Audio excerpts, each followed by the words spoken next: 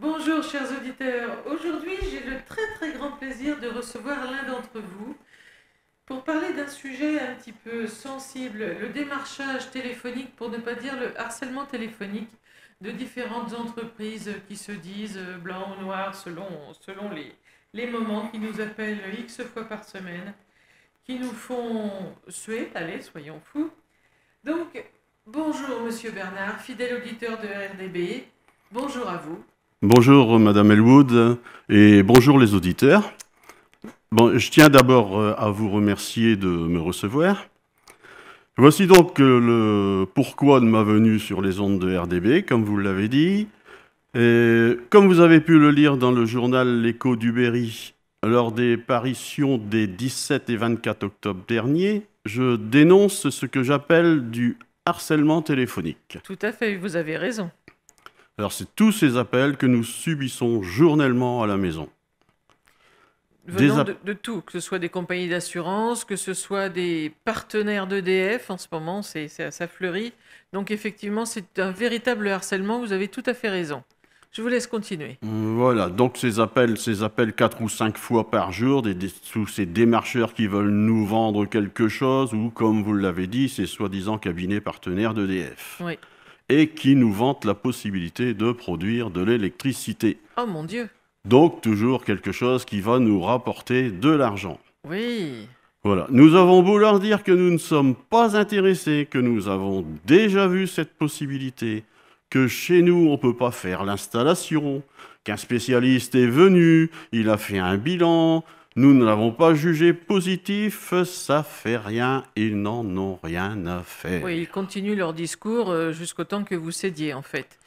Et le problème aussi, je crois, dans ce genre de coup de téléphone, c'est que la personne qui est appelée se trouve amenée à répondre à plusieurs questions totalement indiscrètes, parce qu'en fait, elle ne sait pas qui elle a au bout du fil. On vous pose un tas de questions du style: est-ce que vous êtes propriétaire? C'est tout juste si on vous demande pas la couleur de votre caleçon, quelque part.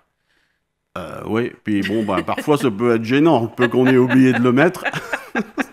C'est un téléphone, pas un visiophone. Voilà, heureusement. Oui, On a beau se mettre à l'ordre du jour, on va pas toujours prendre le visiophone. c'est vrai, c'est vrai. Voilà. Mm. Donc effectivement, on pourrait dire aux auditeurs surtout de ne pas répondre aux questions. Ou alors, la première question: est-ce que vous êtes propriétaire? Même si vous l'êtes, dites carrément non et raccrochez en disant ça suffit. Ne dites rien, parce qu'on va vous demander votre âge, votre situation, vraiment beaucoup de choses qui ne regardent pas la personne que vous avez au bout du fil, parce que, encore une fois, vous ne savez pas qui vous avez au bout du fil. Ou alors, le plus simple, si vous voulez rester un tout petit peu poli, dites: j'ai pas le temps, écrivez-moi, je vous répondrai. Qu'est-ce que vous en pensez, monsieur Bernard? Ben, tout à fait, oui, c'est ce qui m'arrive de faire assez souvent. Mais enfin, il faut encore que on fasse le tour juste à ce moment-là pour pouvoir leur répondre ça. Et c'est justement avec tous ces manières-là qu'ils arrivent à toujours nous attaquer plus longtemps Bien et qu'on sûr, n'arrive plus à s'en sortir, quoi. bien sûr. Donc quelque part, ils abusent de la personne un petit peu crédule qu'ils ont à l'autre bout du téléphone. C'est ce qu'ils essayent, ouais. Oui, C'est ils ce qu'ils essayent et essayent. malheureusement, ils y arrivent quelquefois. Ben, malheureusement, oui. Oui. Oui. Oui, parce que tout ça, bon, les partenaires d'EDF, ça, alors là, c'est vrai qu'il y en a à la louche, hein, il n'y a pas de problème. Donc, ils vous promettent de gagner de l'argent en produisant votre électricité. À mon avis, si vous allez pédaler dans la rivière, ça fera plus d'électricité que ce que vous risquez de faire chez vous. Donc, qu'est-ce qu'on peut faire? Est-ce qu'il y a des listes? Est-ce qu'il y a quelque chose? Qu'est-ce qu'on peut faire? Qu'est-ce que vous avez fait? Oui, eh bien, Orange a mis en place un service dit Stop Secret qui demande à l'appelant en numéro caché de se présenter. Si il ne veut pas se présenter, ça sonne pas chez vous. Ça, c'est Par, bien. oui, par contre, si il se présente, vous êtes averti de l'identité de l'appelant et vous prenez ou refusez la communication. Ce qui fait que, ben, Vous êtes de toute dérangé, façon, vous êtes quand pareil. même dérangé, et Oui. ce service est payant 1 € par mois. Ah oui, donc pour avoir la paye, il faut payer. Voilà. C'est pas raisonnable. On voudrait être tranquille chez soi. Si on veut être tranquille chez soi, il faut payer. Oui, ou il faut pas de téléphone. Ou alors, il faut pas de téléphone, oui. C'est une bonne idée, ça aussi. Bien Mais sûr, bon. oui. Il y a aussi la liste Pacitel. Il y a la liste Pacitel. Alors, la liste Pacitel, eh bien, c'est vous demandez à ne plus être démarché. Oui. À l'inscription, vous êtes prévenu que ça peut mettre 2 ou 3 mois pour se mettre en place. Oui, Personnellement, moi, ça fait bien 1 année que j'ai fait la demande et rien n'y fait. bienvenue au club. En plus, Pacitel, il y a quand même des cas pour lesquels ça ne s'applique pas. C'est-à-dire que le dispositif Pacitel ne s'applique pas aux relations commerciales que vous avez sollicitées.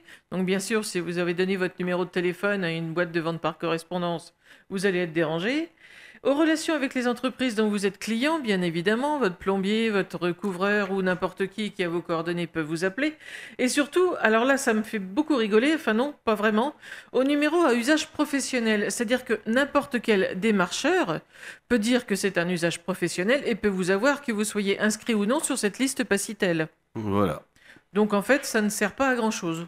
Ben non. Voilà, Non, on peut ça a le dire mérite que ça ne d'être sert à clair, rien parce bref que mais clair. ça passe toujours entre les mailles. Voilà, il y a toujours moyen. Et c'est Ouais. vrai, quand on voit le nombre de coups de téléphone qu'on peut recevoir, c'est un petit peu affolant. Euh, Alors, qu'est-ce- il y a la présentation, pardon, Oui, excusez-moi. allez-y, allez-y. Il y a la présentation du numéro aussi qui peut vous dire, enfin, vous faire voir le numéro de votre appelant sur votre téléphone.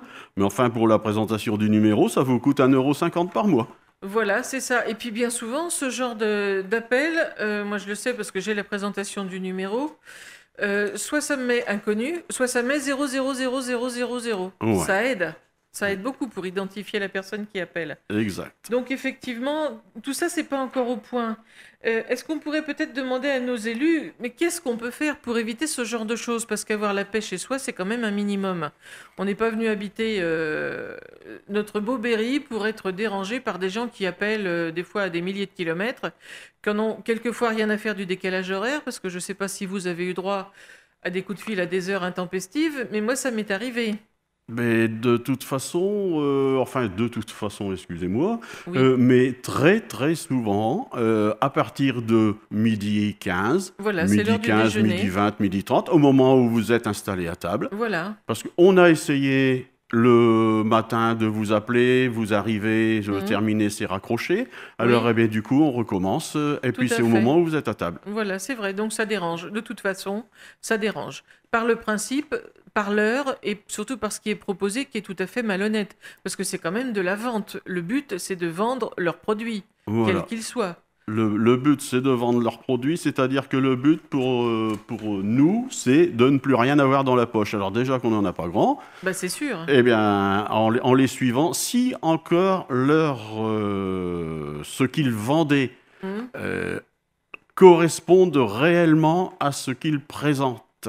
Oui. Mais il n'y a rien de sûr dans Mhm. ce Mhm. qui est présenté là. Tout ce qu'ils veulent, c'est vous envoyer quelqu'un pour essayer de vous vendre quelque De vous chose, forcer la main, oui. de nous forcer la main. Oui, tout à fait. Et bien souvent, il se produit ce qu'on appelle, en termes légaux, un abus de faiblesse. C'est-à-dire que, curieusement, tous ces gens-là appellent des gens qui sont propriétaires à la base, parce qu'ils ont quand même un fichier, mais surtout des gens qui ont un certain âge et qui n'ont pas obligatoirement le courage de dire «Oh, ça suffit, vous me dérangez» et de raccrocher. Et pourtant, c'est ce qu'il faudrait faire, monsieur Bernard. C'est exact, il faudrait leur dire, oui, que, écoutez, moi, c'est bien comme ça. Déjà, vous êtes au moins le quatrième, le cinquième qui m'appelait aujourd'hui. Je commence à en avoir marre. De toute façon, je Mm. n'ai pas besoin de ça. Si j'ai Oui, besoin, je vais me débrouiller moi-même pour bien pouvoir sûr, acheter le produit, pour me renseigner à ça. tout à fait. Mais ils s'accrochent continuellement. D'ailleurs, eux, c'est toujours la première fois qu'ils viennent de vous Bien appeler. sûr, bien Ce n'est sûr. jamais eux qui vous ont appelé avant. C'est à croire qu'il n'y a plus que des centraux téléphoniques dans tous les coins pour pouvoir Voilà, vous il appeler y a des continuellement. milliers de partenaires d'EDF. Je suis contente pour EDF d'ailleurs. Voilà. Mais effectivement, c'est très dérangeant. Moi, je pense que, très sincèrement, je suis, j'allais dire je serais, mais non, je suis plus radical que vous. Moi, je ne commence même pas à discuter. Dès que j'entends le début de leur annonce, je dis je n'ai besoin de rien et je raccroche. Je ne réponds même pas à leurs questions, je ne dis même pas que je suis pas intéressé ou qu'ils sont le Xème appel, je raccroche. Je n'ai besoin de rien et clac. Ben oui, Bah oui, oui, oui. Et d'ailleurs, lorsque l'on ne veut pas tellement les écouter, ça leur arrive que ce sont eux qui raccrochent.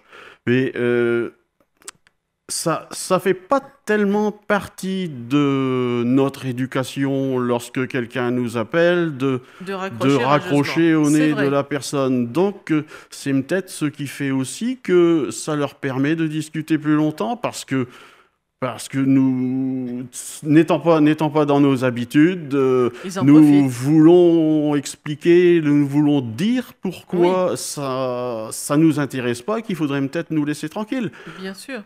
Donc, Monsieur Bernard, pour conclure, en gros, vous voulez avoir la paix, et pas mal d'entre nous, j'imagine. Nous avons la chance d'être venus vivre à Bessay-le-Fromental, dans un village tranquille, où nous nous sentons bien. Et je suis persuadé que vos auditeurs sont eux aussi heureux de vivre dans leur quotidien, mais que ces appels quotidiens provoquent une réaction de colère face à cette agression. Tout à fait, c'est un coup de ras-le-bol. Alors, j'ai également envoyé un courrier sur la boîte mail de monsieur le député Yann Galu le 10 octobre. Oui. Mais bon, à ce jour, je n'ai pas encore reçu de réponse. Monsieur Galu, pour ne pas le préciser, est de la commission des lois. Je ne demande pas qu'une nouvelle loi vienne grossir le lot de celles qui existent. Et comme je l'ai dit dans ma lettre au journal L'Écho du Berry, ces cabinets partenaires doivent se sentir tranquilles face à nos lois, puisqu'ils appellent de pays étrangers. Effectivement. Pourtant, il doit bien y avoir une possibilité pour faire en sorte que nous puissions retrouver un peu de calme chez nous. Après tout, puisqu'ils se disent partenaires d'EDF, le nom est associé à chaque tentative et EDF est en France. Oui.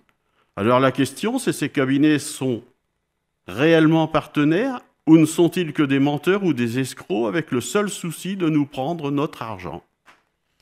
Je pense. Il faut quand même rappeler aux auditeurs que tout démarchage téléphonique ou par une autre technique assimilable, le professionnel doit obligatoirement indiquer explicitement au début de la conversation son identité et le caractère commercial de l'appel. Ça, c'est tout simplement l'article L121-18 du Code de la consommation. Donc c'est important. Et il y a aussi l'article qui parle de l'abus de faiblesse. Et là, franchement, j'y tiens parce que les destinataires de tous ces coups de fil sont des personnes proches de la retraite ou en retraite, donc des personnes âgées. L'article L122-8 et suivant parle de l'abus de faiblesse. Parce que une personne faible, ça ne veut pas dire qu'elle est faible physiquement, c'est-à-dire qu'elle est influençable. Et ces gens-là font un véritable forcing au téléphone pour réussir à nous soutirer un rendez-vous. Donc, Monsieur Bernard, qu'est-ce que vous pourriez dire pour conclure ? Donc, on raccroche pas, on essaye de demander aux politiques de faire des lois. Qu'est-ce qu'on fait ? Ben, comme je l'ai dit, demander de faire une loi, peut-être pas, mais comme il en existe, qu'elle soit appliquée. Qu'elle soit appliquée. Donc il y a un moyen quand même d'avoir un filtre, en gros, pour les communications téléphoniques vraiment indésirables, sans pour ça qu'on soit obligé de se mettre sur liste rouge ou quoi que ce soit, les listes oranges. Il faudrait vraiment que tous ces soi-disant professionnels soient éliminés. Moi, je suis exaspéré par le fait que maintenant, pour avoir un peu de tranquillité, nous soyons obligés de payer. C'est vrai, c'est absolument honteux, vous avez tout à fait raison. Mais écoutez, chers auditeurs, si cette interview a déclenché quelque chose chez vous, n'hésitez pas à communiquer. Venez en parler à la radio si vous êtes embêté aussi par ce genre d'appel ou par d'autres choses. N'hésitez pas, nous sommes là pour ça. Monsieur Bernard, merci de vous être déplacé. Merci à vous.